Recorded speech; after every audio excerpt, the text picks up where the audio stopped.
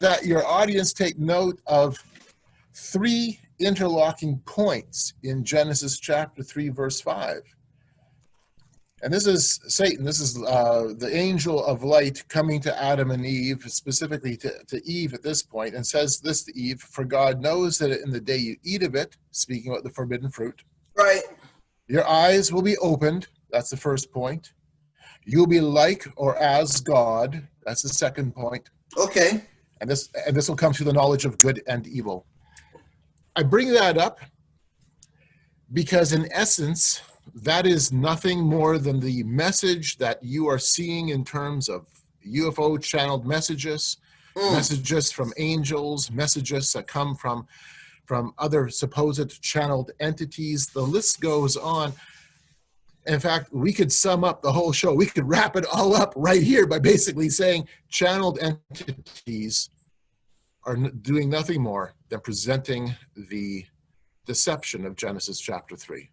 Okay. That we can be as gods, that we will not die. We have enlightenment, the knowledge of good and evil. We have enlightenment in many different respects. You just need to awaken to your enlightenment.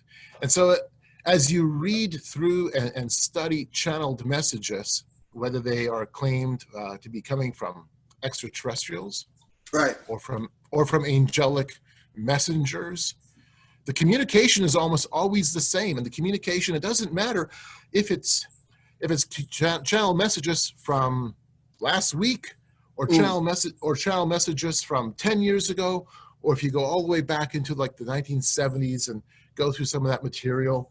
They don't like the raw material, Bringers of the Dawn, stuff that was published in the 80s, right, 70s. It's always the same message. And the message is consistently, you are God. You have just forgotten you're God. Yeah. You now need to be brought into the enlightenment that you are awakening to your divine self. The other consistent message is the earth needs you. The earth is calling to you. Mother Earth requires your assistance. Your job is to awaken and save the earth. And then the other side of that message, besides the green spirituality, is so often there's a political message that comes through.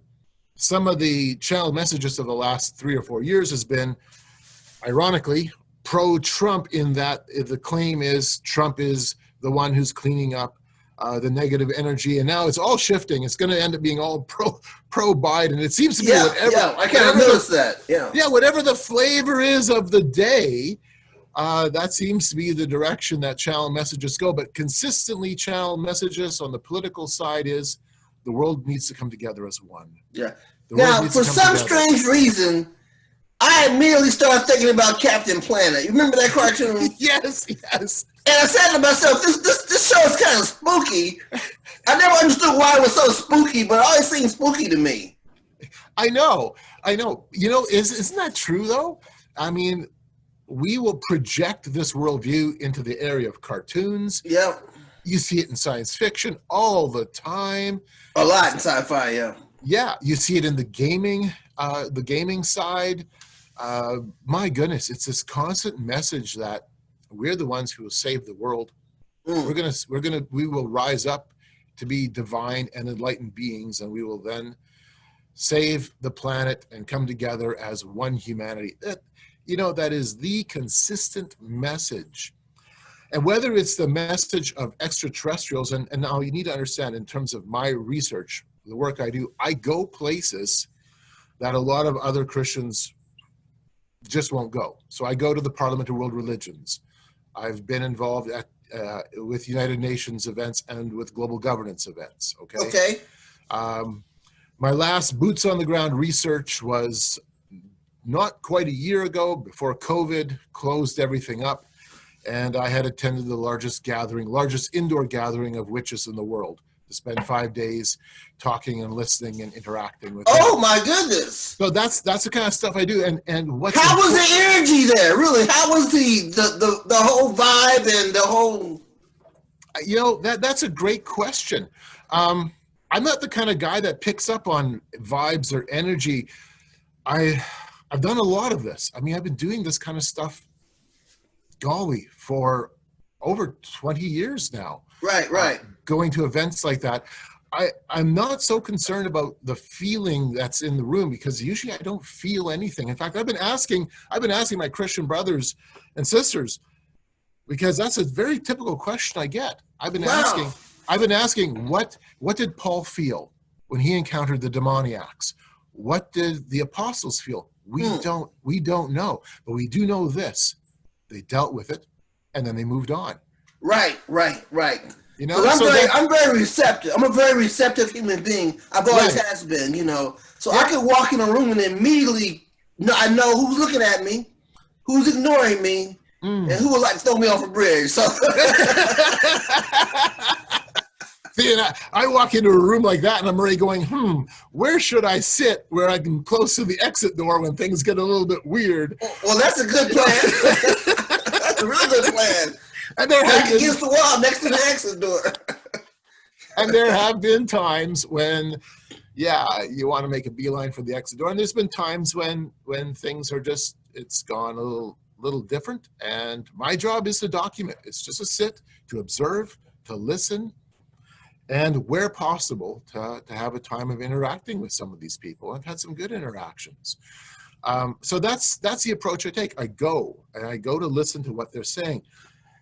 And here's where the relevancy comes into place, whether it's at the Parliament of World Religions, or whether it's at a global governance meeting, which is suit and ties and heavy hitters, or whether it's going to the Burning Man Festival, because I do that as well.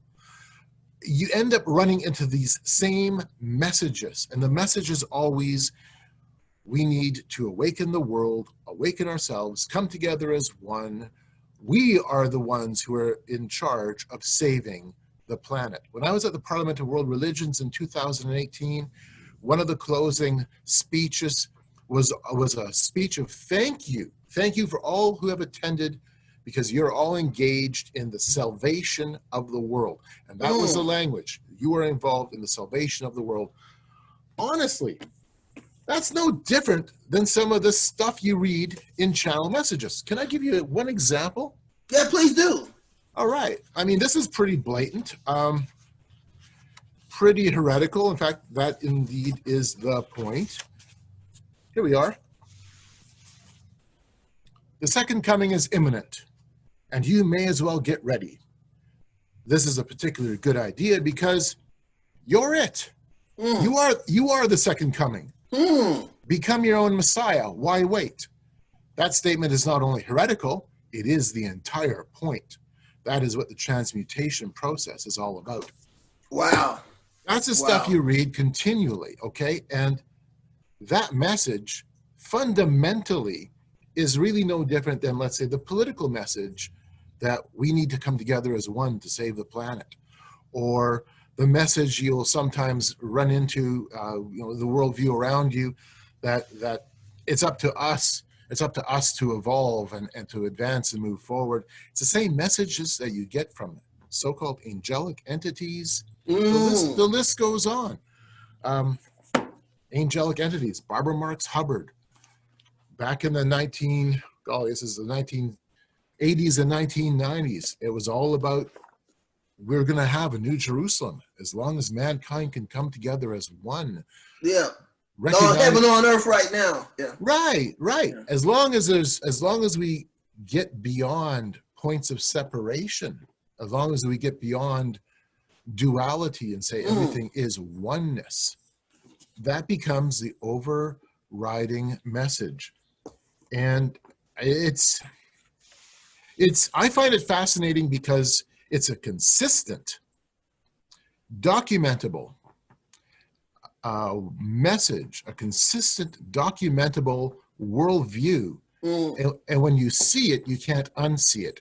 And I find it fascinating how it is a consistent message that opposes the biblical worldview. It doesn't oppose Hinduism. In fact, it embraces it and accepts it. It doesn't oppose Buddhism. It accepts it.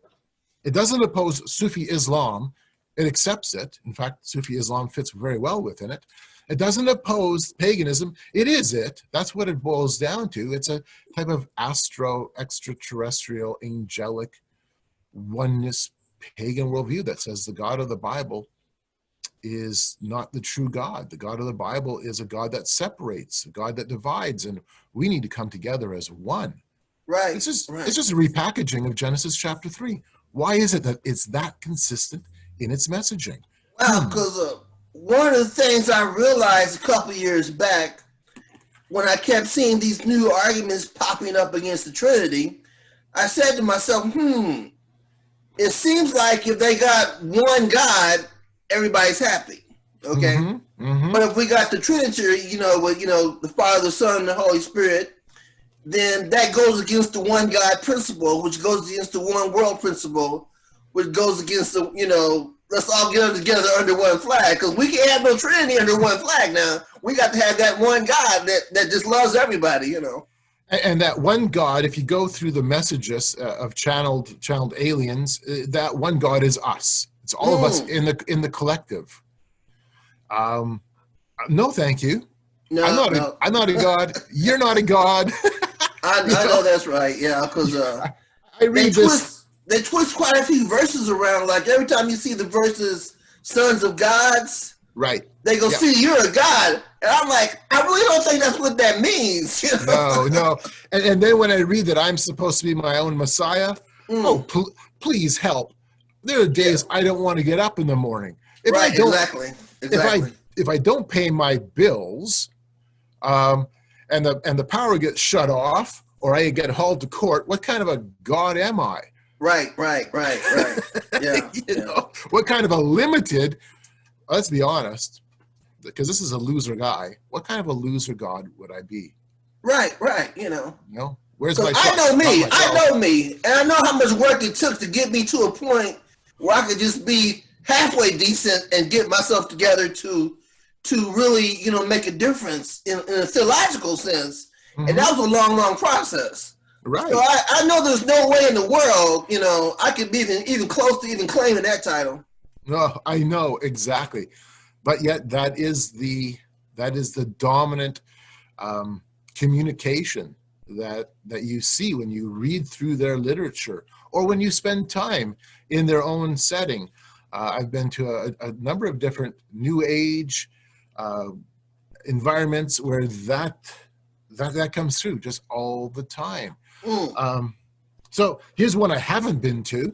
I probably will never be able to go to, but it's a small event that takes place in Washington State, and it's the Fairy Human Congress, where where you can go and connect with the spirit energies and the spirit beings found in trees and nature and found in the mountains and the streams.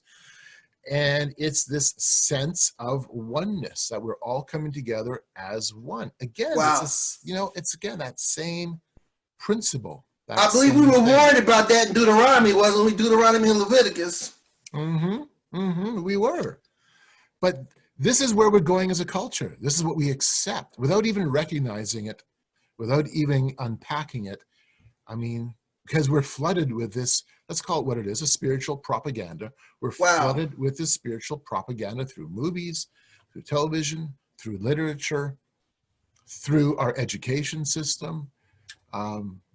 It just continues to go on. It is the message of fallen humanity. And that's why I wanted to start with Genesis chapter 3, because that sets the stage. That's what we are. I'm going to tell you something weird. Lately, I've been waking up at 5 a.m. on the nose, right? So I said, well, there's something going on with my body that's causing me to wake up at 5 a.m. on the nose. I come across this spiritualist article that said, you are now having an awakening. I says, I don't think so. I don't think we can connect that to that. It's just probably because, I've been eating right lately and going to sleep earlier, and my body clock has readjusted itself. But according to them, I'm now going through a major awakening. Where I'm gonna line up with the harmony of the universe now or something. I says, I don't think that's it, But when you think about all the propaganda that's out there, that's the stuff that's out there. Hey, I had 2 cups of coffee yesterday before I went to bed in the evening. I probably shouldn't have, because I had an awakening. Yeah, everything's an awakening. Yeah, wow. Yeah. Wow. But it gets into some pretty deep territory. I'll give you an example. This is an older an older set of channeled messages from a group claiming to be angelic star beings from a galaxy far, far away. You know, that kind of idea, but it's called the Starborn. It was an entire, the movement, it was an organized movement, kind of a new age religious movement around channeled star being messages. Okay. Take a listen to this and just think about how deep down the rabbit hole this goes. And this is a section on Lucifer. Lucifer came in. Being the brightest of the angels, he volunteered to take on the most difficult of tasks. This was a transmutation of the darkest energy, that which was the most separate from God. First, Lucifer served as the instrument to send our star seeds deep within the third dimensional density. Next page, it goes on and on and on. I can feel their pain of separation, and it saddens my heart. Wow. But until they are ready, they, being Lucifer and his angels, until they are ready to return to the light of oneness, we can only embrace them in the love from above, praying for their inevitable return. And thus, Lucifer and his legions of fallen angels have been locked into the core of darkness, sealed within it by our collective fear and distrust, which has served as the stone which keeps them from returning to the light. And it goes on. This is where it gets really, this is where it hits home hard. Eventually, if we achieve our chosen task on planet Earth to transmute duality into oneness, then Lucifer too, with his fallen angels, must rise up into the light to once again sit at the right hand of God as one of the brightest of the angels. For nothing and no one is to remain separate from God. Within the greater reality, everything is God. Whoa, that's spooky. That's the kind of language, the type of teaching that you encounter over and over and over again. And I could be here giving you a month of Sundays of just quotes from apparent channeled messages, giving that same kind of teaching in various degrees and forms, but it's always that kind of an element. Now, I did a lecture or a sermon on Luciferians, and they believe that Lucifer is basically the good guy. Right. He got the short end of the deal. I bumped into one pastor the latter part of last year that said, even Lucifer can be forgiven and restored. And I'm thinking, I don't think you and I went to the same seminary school. You must went to a different one with a whole new different set of books, because I ain't never read that nowhere. You know? And even when I was a newborn Christian, right behind my ears, I kind of figured that wasn't possible, you know. Right. I know. Nowhere do we find that biblically at all. Right. Wow. Yeah. Why are we going down those roads? It's just this is the type of material that comes out over and over again, and honestly, again, it breaks breaks down to three main messages. You're as God, you need to save the earth, and we all need to come together as one. Well, I'm sorry, this is where I get a little bit sarcastic. Pardon me, you came from a galaxy, light years away. You risked going through time and space to come to this tiny speck of dust in the cosmos to give us Shirley MacLaine, the New Age movement. I know, right? To give us Al Gore and climate change politics, and then you gave us a form of political Karl Marx and global governance. Yeah. Come on. Yeah. That's who you are? Sorry, I think I know who you are. Yeah, exactly. Because I always tell people when I have a conversation with them, when you look at government, look at the bills they're passing that's pushing us towards a one world government. If you keep an eye on that, then you'll understand who's who and right. What they're trying to do and what they're trying to accomplish. Yeah. Yes. But it's a relevant topic. The idea of channel messages, the whole concept of UFO contact, it's a very relevant message or a topic for us Christians to wrestle through, and we need to, because it's one of those messages that comes through the culture over and over again. Pop stars, Keisha, not that long ago. I think it was back in fall, and then again here only I think it was maybe a couple of days ago, Keisha was talking about how, and she's a famous pop singer, Yeah. about how now she's engaged in extraterrestrial channeling. So Demi Lovato, same thing, engaged in extraterrestrial channeling. Katy Perry had that song, oh golly, what's it called now?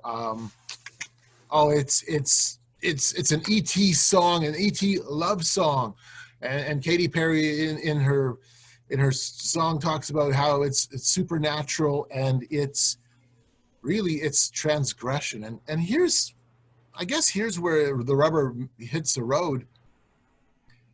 All of this is simply transmitting the idea that if you transgress against God, the true God, the God of the Bible, if you transgress, you'll transform. Right. You'll become enlightened if you transgress. That ultimately is the lie of Genesis chapter 3. You transgress against what God said, and you will transform. And we've been living that ever since. So it's not something that the Christian community can run away from. We've tried to hide our head in the sand regarding this topic because it is bizarre. It's a strange topic. But when you start talking to people on the streets, and I've done worldview surveys at different events, and I've just talked to different people. My goodness, this is the type of message that they're already holding close, that they're accepting. Yeah, the ancient, exactly.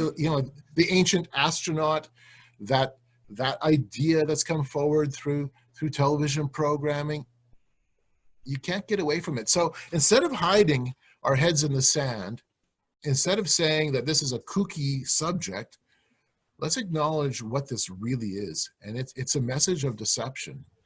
It's a message of deception that very, very specifically looks to steer you and me and mankind away from the God of the Bible. Right. And that's exactly what it does. It steers us away intentionally. It doesn't steer us away from Krishna or from Muhammad. It doesn't steer us away from Joseph Smith. It doesn't steer us away from the human potential movement. It doesn't steer us away from Marxism. It doesn't steer us away from the United Nations or the World Bank or any of the, No. It always steers us away from the biblical message. I agree 100% because I had a conversation with a couple of younger people not too long ago, and they all said, well, I went to college and I took religion in school, okay, like one semester, and there's no way that there's only be one way to get to God. My response is the same thing all the time. If all the religions are right, that's one bad joke God just played on the whole wide world. So therefore, there has to be either one absolute truth that can prove itself just like that. Right. And we're the only ones that got that absolute truth, Right. Now, everything else needs the aid of some type of demonic presence. It's going to take you for a loop, but, and it's not going to transform you. You're still going to be the same old person. Right. But within Christianity, there's a transformation process that takes place. So yes. I think every Christian on this universe agrees with that, so. Well, and that raises an interesting point. If you take a look at what we've been talking about, you hear the message constantly of oneness. We all have to come together as one. What does oneness ultimately mean? Oneness, as a philosophy, a religious spiritual philosophy, says this: God, man, and nature are all at their core the same. That's the dominant worldview being pushed on us. Everything is one. God, man, and nature are all the same. The biblical worldview is no, it's not the same. God is separate. God is distinct. God is exalted. God is holy. Exactly. God, in other words, is not the same as creation. Dr. Peter Jones from Truth Exchange describes it as oneism versus twoism, the biblical worldview being twoism, God and everything else. The New Age worldview is it's all oneism. God, man, and nature are all intricately tied together. So the biblical worldview is completely different. It is diametrically opposed to that, literally the worldview of the world, this concept of oneness. So when I'm thinking through that, how then, if God does not reveal himself to us, if the God who is other, the God who is separate from creation, does not reveal to himself to us, how are we going to know who he is? He must reveal himself to us. If he does not, we have no comparative point. All we can say is that man, nature, and God are all the same. But if the Bible is true, and it is, I believe it is firmly, I've been convicted of it in so many different ways and forms, then we have to see that God reveals himself, because he is not the same as creation. We have no basis to work with an understanding of who he is unless he reveals himself to us. And that's what he does in his word. His word is about his revelation. So we can understand his character.